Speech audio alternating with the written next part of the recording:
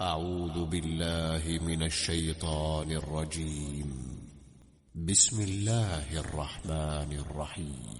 لقد نصركم الله في مواطن كثيرة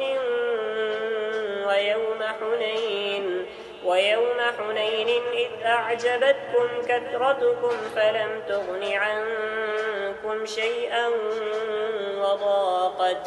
وضاقت عليكم الأرض بما رحبت ثم وليتم مدبرين ثم أنزل الله سكينته على رسوله وعلى المؤمنين وأنزل جنودا لم تروها وعذب الذين كفروا وذلك جزاء